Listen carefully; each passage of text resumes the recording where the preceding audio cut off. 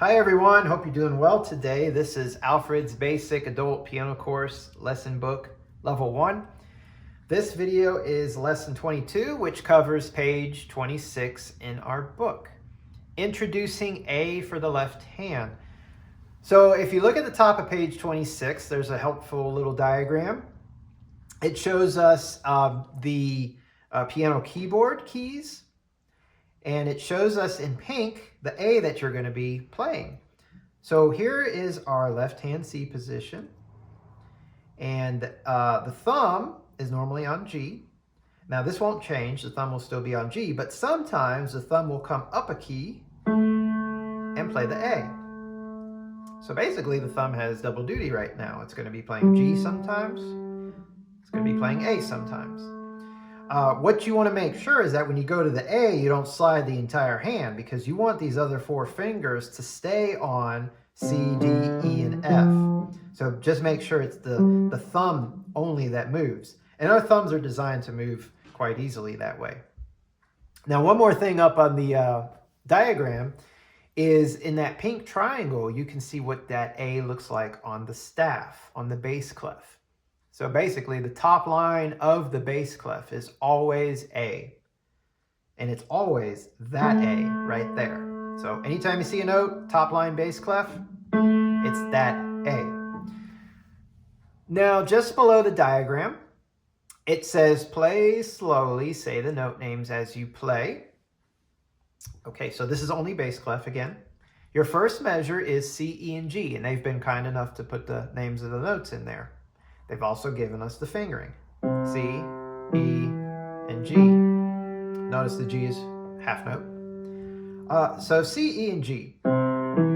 That may feel a little familiar to you because those notes make up the C chord. A few lessons ago, we played a song called Rockets, and I mentioned there that C, E, and G is called a broken chord. Specifically, in this case, a broken C chord. So that's what you're doing in the first measure. The second measure, you start on that C again. Notice the next note is F. And here's our new note. It says move the thumb to A. Third measure, you're going back to C, E, G. And the fourth measure, once again, C, move to F, and that thumb on A. Now, just to be clear, you're not really moving to the F, you're playing the F, because remember I said these four fingers, 5, 4, 3, and 2, are not going to move. So the third finger is always above the E. The second finger is always above the F. But it's the thumb that actually does the moving. Okay? All right, so let's go through now and play this entire line.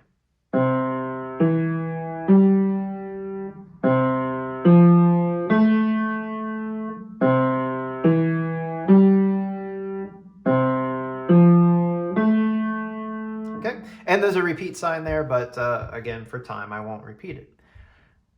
So going down below this page in the first pink box, under where it says introducing the F major chord, as a review, the first pink box shows us our C major chord. Okay. Now, when you play all three notes at the same time, this book doesn't tell us, but that's called a block chord. Now, generally in music, someone says play me a C chord, you're not going to ask, did you mean a broken chord or a block chord?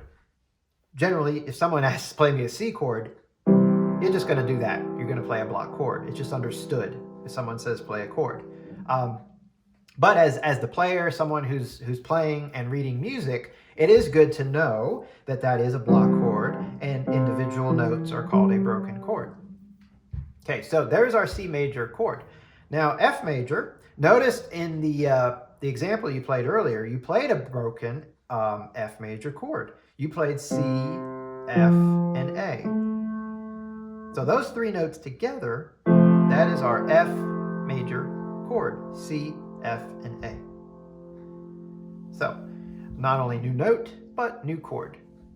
And at the very bottom, you're basically just going back and forth between these two chords. And they're telling us, how your hands, or specifically your fingers, are moving. When you play the F chord, I'm on the C chord right now, you're still going to hit the C again with the pinky, so that doesn't go anywhere. Instead of E, you're going to lift that third finger, and your second finger will come down on F. And of course, your thumb is going to be the one that moves to the A. So that's the movement between the F chord and the C chord. So when I go back to the C chord, my thumb will go to G, my third finger goes down on E, and my second finger comes up from F. Now, I don't want to do that with my second finger, because when I go back to the F chord, it's going to take longer, and I'm going to be tempted to play my third finger. So, curved fingers are very helpful in this case. Staying close to the keys, very helpful. So again, here's my C chord. Notice my second finger, if it's curved, it's already leaning into the direction of that F. So I'm right there. Now, for those of you who are just still getting used to chords, you may experience this. When they play the F chord, your third finger may shoot right out. So going back to the C chord may be a little tricky. But it's really good practice if you can keep those fingers curved. See, if I play my F chord like this and keep that third finger curved, it's a lot easier to go back to my C chord.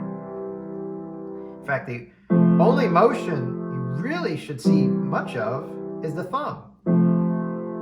That's the goal. Now, it may take some time to get there. You may say, ow, that hurts.